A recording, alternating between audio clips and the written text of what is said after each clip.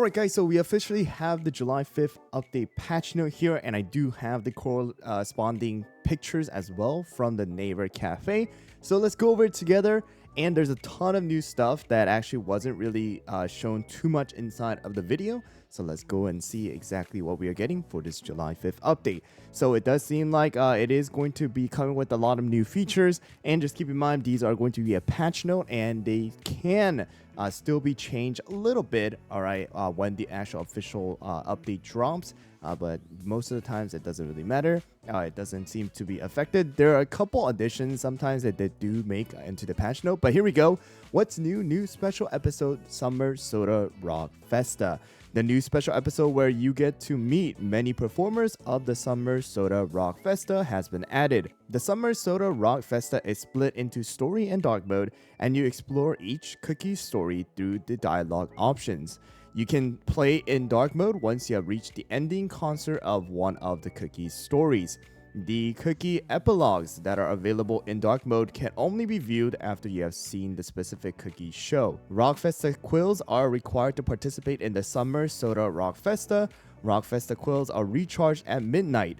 Additional quills can be acquired through events, packages, or direct purchases. Alright, so it seems like they have done something new to the quills. So instead of waiting like 30-40 minutes for one quill to recharge, it seems like we're going to be getting a specific amount at the reset, all right, so that we are able to get some quills faster. Okay, I could be wrong on this. I will definitely check it out once the actual update drops, but it does seems like you are able to get extra quills once the reset, so about 100 quills every single day. And it does seem like you're able to still get some extra by probably buying them with crystals or even watching ads, and of course some direct purchases as well, and the packages. And it does seem like we're getting story and dark mode, and I hope that the story mode this time around is a little bit easier for many of the players, because if you guys know, the Legend of the Red Dragon definitely was not very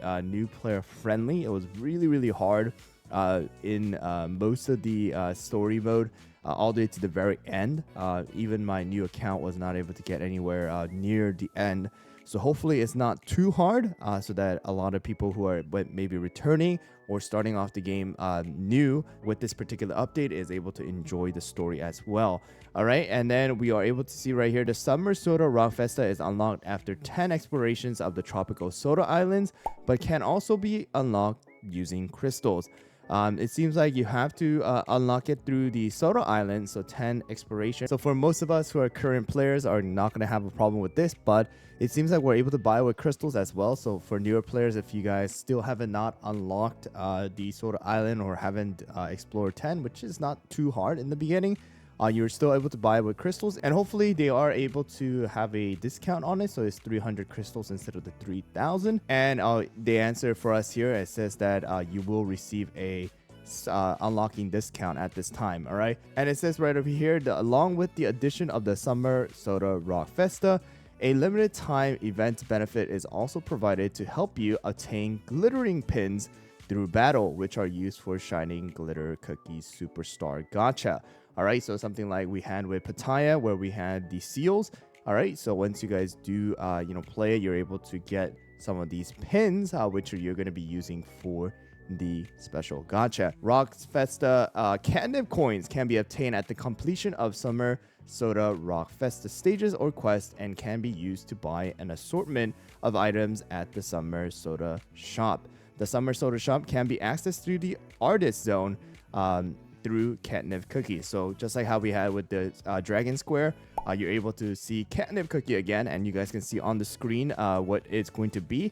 And you are able to get some soul stones for shining glitter here as well, and other various items. All right, so make sure to go and use the other ones as well for the catnip shop right now for the Legend of the Red Dragon before it disappears. But next one is going to be the rhythm game. So we do have the rhythm game back, and it says once you have reached the ending of a cookie story on story difficulty, the rhythm game will be available. The rhythm stage is divided into 2 difficulty levels, and normal and hard, and the hard difficulty will be available once you have cleared the game on normal. All right, it doesn't seem like it's showing us too much, but we are getting very similar to the BTS run. So we do have the running portion like we have with Oven Break, except it is going to be the Cookie Run Kingdom style. And then we also have the rhythm portion, right, that we are going to be getting just like how we have with BTS as well as Bad 4. All right, and the next one is going to be the boss hunt event. All right, so this is a new event that was not really mentioned too much inside of the trailer video. And for this one, it says in this update, we're introducing a new time-limited event, the boss hunt. The boss hunt will require you to organize teams with a given number of battle points and defeat bosses that appear consecutively. And it says that battle points are used when placing cookies in a team and when applying battle tactics for the team to provide a useful buff. Various teams can be formed according to the battle point limit at each given stage. Form different teams to battle throughout the season, defeating bosses to obtain special resources. The obtained resources can be exchanged for various items at the Boss Hunt shop. Check out the extra rewards based on the total number of plays on the event page. All right, so it does have a Boss Hunt shop. It's very similar to the Catnip store that we're going to be having for the special episode. So this one is actually going to have the pins that are going to be available, and you can use that to summon Shining Glitter as well. So definitely something that we want to get. All right, and it seems like it's going to be a little fun little thing again for us to do, so that the game doesn't feel boring and repeating the same thing over and over again. It seems like we're going to be versing all of the old bosses that we have gotten through the story mode. All right, and next one is going to be the super epic. So I'm sure a lot of you guys have already guessed it by looking at the trailer video that Shining Glitter is going to be our super epic for this particular episode or special episode, as well as the update. All right, so we had someone like Pattaya for this Legend of the Red Dragon, and Shining Glitter is going to be this one for the Rock Festa. All right, so she is going to be a magic cookie, all right, who uses the skill All Eyes on the Stage. Skill description: Shining Glitter Cookie begins singing the glittering song, applying the glittering rock spirit buff to her allies and dealing damage to the enemies. Whenever the song lands a critical hit, it will partially ignore the target's damage resist and zap them. All right, so it seems like she's gonna be depending on crit as well here, and we do have the zap. All right, so we have our now third cookie, right? We have Twizzly as well as Dark Cacao. Now we have a third one with the zap effect as well.